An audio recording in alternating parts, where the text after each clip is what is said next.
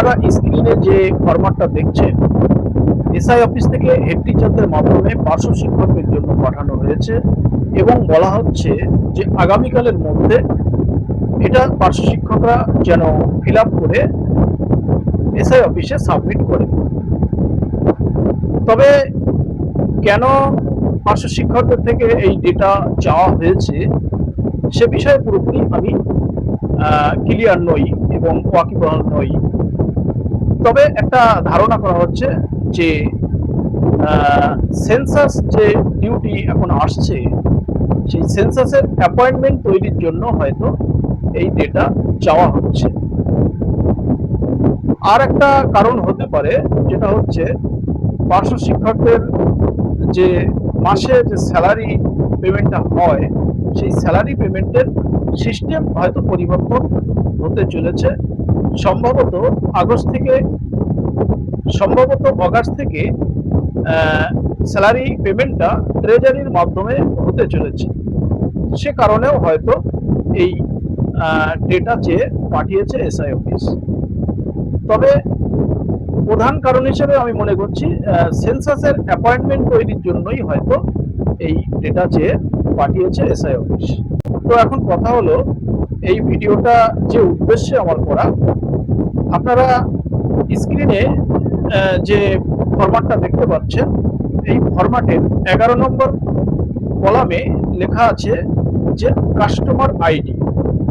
তো এইটা নিয়েই পার্শ্ব শিক্ষক বন্ধুদের কনফিউজ তৈরি হয়েছে এবং অনেকে আমাকে ফোনও করেছেন যে এই কাস্টমার আইডিটা আসলে কি, এখানে কি লিখতে হবে। মানে ব্যাংকের যে পাসবই আছে, সেই পাসবইতে অ্যাকাউন্ট নাম্বার, আইএফসি কোড এ সমস্ত লেখা আছে এবং তার সঙ্গে কাস্টমার আইডি লেখা থাকে। কিছু কিছু সেভিংস অ্যাকাউন্টে কাস্টমার আইডি লেখা থাকে, আবার কিছু কিছু অ্যাকাউন্টে সেটা কাস্টমার আইডি লেখা থাকে না, সেটা লেখা থাকে সিআইএফ বলে একটা নাম্বার লেখা থাকে।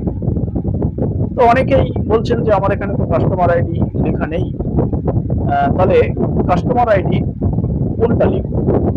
এখানে যে ফরম্যাটটা ফিল আপ করতে হবে, এখানে প্রথমে নেম, ফোন নাম্বার, তারপর হচ্ছে আপনার যে ইমেল আইডি, সেই ইমেল আইডিটা লিখবেন। তারপরে হচ্ছে আইএফএসসি কোড, অর্থাৎ আপনার পাসবইয়ে যে আইএফএসসি কোডটা লেখা আছে, সেই আইএফএসসি কোডটা লিখে দেবেন। তারপর হচ্ছে অ্যাকাউন্ট নাম্বার আপনার যা, সেটা লিখে দেবেন। না, 5 নম্বরে হচ্ছে অ্যাকাউন্ট টাইপ। সাধারণত আমাদের স্যালারি হয় যে অ্যাকাউন্টগুলোতে, সেগুলো সেভিংস অ্যাকাউন্ট, তাহলে সেভিংস অ্যাকাউন্ট লিখে দেবেন। অ্যাকাউন্ট নাম্বার, আপনার প্যান নাম্বার লিখে দেবেন। সিটিটা আপনার এলাকা একটা নাম লিখে দেবেন। দেখা যাচ্ছে আপনার ব্লক যেটা, সেই ব্লকের নামও আপনি লিখে দিতে পারেন। তারপর হচ্ছে অ্যাড্রেস, আপনার ফুল অ্যাড্রেসটা লিখবেন। তারপর হচ্ছে পিনকোড, আপনার পিনকোডটা লিখবেন। এবার হচ্ছে 11 নম্বরে যে সমস্যাটা, যে কনফিউজটা হচ্ছে, সেটা হচ্ছে কাস্টমার আইডি। এই যে পাসবইটা দেখতে পাচ্ছেন, ওখানে কিন্তু পরিষ্কার কাস্টমার আইডি বলে একটা নাম্বার লেখা আছে।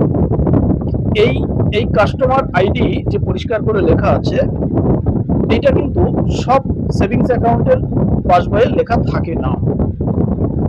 অন্যান্য অ্যাকাউন্টে আবার লেখা থাকে সিআইএফ বলে একটা নাম্বার থাকে।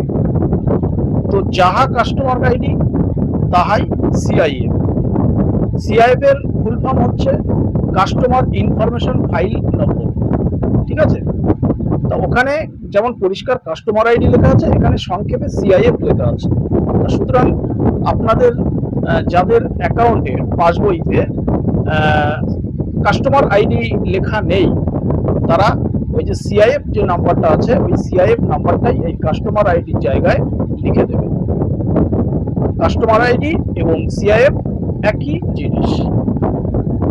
আশা করি আপনারা সকলে বুঝে গেছেন।